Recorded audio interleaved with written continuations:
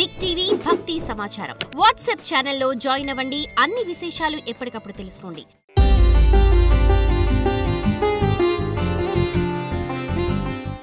నమస్కారం. అష్టాదశ శక్తిపీఠాలు ప్రత్యేక కార్యక్రమానికి సాదర స్వాగతం. మన భారతదేశం పవిత్ర భూమి, వేదభూమి, తపోభూమి అని చెప్తూ ఉంటారు. అడుగడుగునా కూడా ఎన్నో పుణ్యక్షేత్రాలు, మరెన్నో పుణ్యధామాలు, ఎన్నో తీర్థాలు కూడా ఉన్నాయి. అయితే ప్రతి ఒక్కటి కూడా చాలా విశేషమైనది. ప్రతి ఒక్క అంశానికి కూడా విశేషమైన పరమార్థం ఉంది. వీటిల్లోకెల్లా సతీదేవి శరీర భాగాలు పడిన అష్టాదశ శక్తిపీఠాలు మహిమాన్వితమైనవి. ప్రతి ఒక్కరూ కూడా దర్శించి తరించవలసిన పవిత్రమైన ప్రదేశాలు. అష్టాదశ శక్తి పీఠాల గురించి దేవి భాగవతంలో, దేవి మహత్యంలో, శివమహాపురాణంలో చాలా అద్భుతంగా వర్ణించారు. మార్కండేయ పురాణంలో కూడా ఆ సతీదేవి లీలా వైభవ విశేషాల్ని అత్యద్భుతంగా కూడా వర్ణించారు. అయితే ఆ అమ్మవారు అష్టాదశ శక్తి పీఠాల్లో కొలువైన తీరు వెనక ఎన్నో దివ్యమైన గాథలు కూడా ప్రచారంలో ఉన్నాయి. వాటిల్లో అతి ముఖ్యమైనది దక్ష యజ్ఞం మూలంగా మనం చెప్పుకుంటూ ఉంటాము. దీనికి సంబంధించిన చిన్న కథ ప్రచారంలో ఉంది.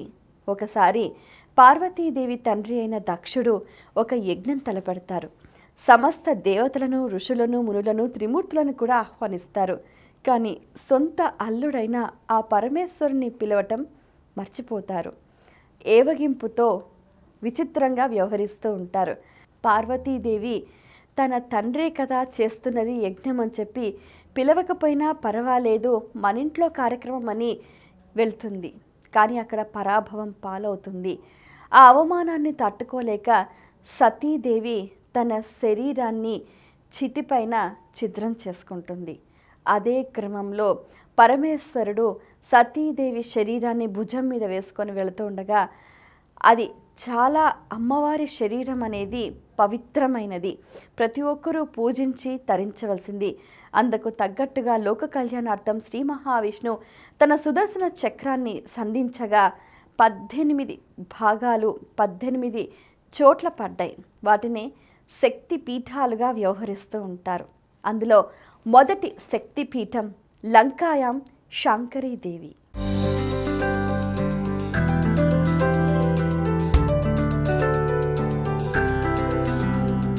అష్టాదశ శక్తి పీఠాల్లో మొదటి పీఠం లంకాయాం శాంకరీదేవి. శాంకరీదేవి శ్రీలంకలో సతీదేవి శరీర భాగం పడిన ప్రదేశంగా చెబుతూ ఉంటారు. శ్రీలంకను ఒకప్పుడు రావణాసురుడు రాజ్యం ఏలాడు. తరువాత ఆ ప్రదేశమంతా కూడా, ఆ రాజ్యమంతా సముద్ర గర్భంలో కలిసిపోయింది. దానికి కారణం శాంకరీదేవి అలిగి ఆ ప్రదేశాన్ని వదిలి వెళ్ళటమే చెప్తూ ఉంటారు. అయితే ఇక్కడ ఈ శ్రీలంకలో శాంకరీదేవి కొలువై ఉండటానికి గల ప్రధానమైన కారణం ఏంటంటే, ఒకసారి రావణాసురుడు శివుడి ఆత్మలింగాన్ని కోరి కైలాసానికి వెళ్తాడు. శివుడి ఆత్మలింగం అతని చేతికి అందిస్తే ముల్లోకాలు కూడా అల్లకల్లోలమైపోతూ ఉంటాయి. ఈ ఉపద్రవం నుంచి బయటపడడానికి ఒక మాయ అనేది రావణాసురుని కమ్మేస్తుంది.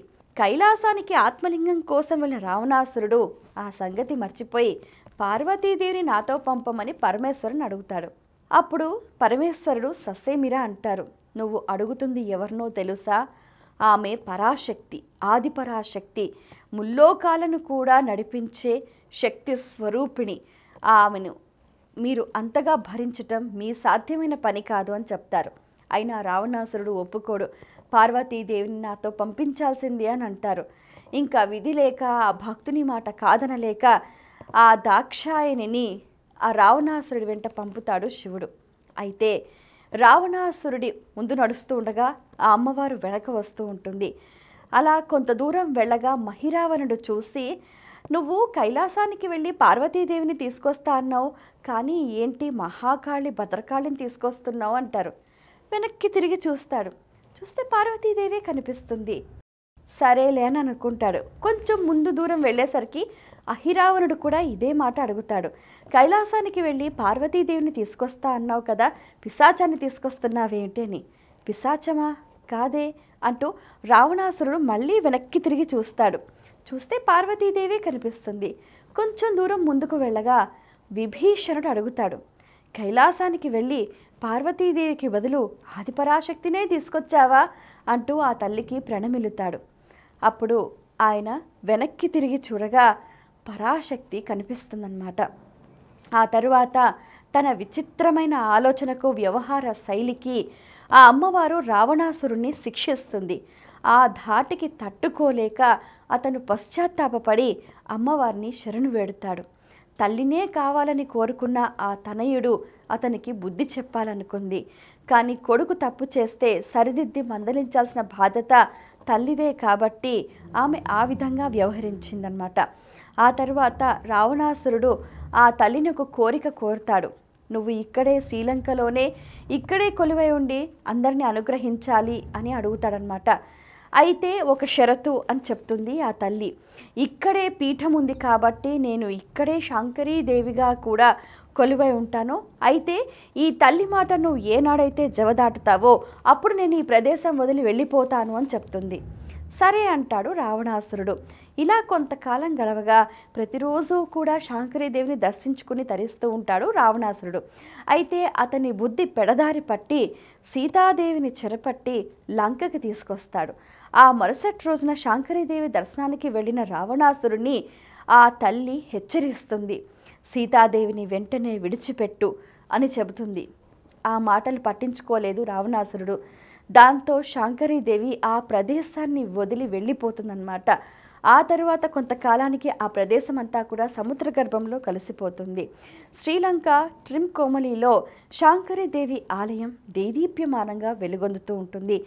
ఇక్కడ ఈ అమ్మవారి వైభవ ప్రాభవాల్ని తెలుసుకున్న ప్రతి ఒక్కరూ కూడా తెలుసుకోవాల్సిన నీతి ఏమిటి అంటే తల్లిదండ్రులను పూజించాలి, సేవించాలి. అలా చేస్తే మనకు సకల సిరి సంపదలతో పాటు అష్టైశ్వర్యాలు సిద్ధిస్తాయి, మనం అనుకున్నవన్నీ కూడా నెరవేరుతాయి అన్నది ప్రతీతి.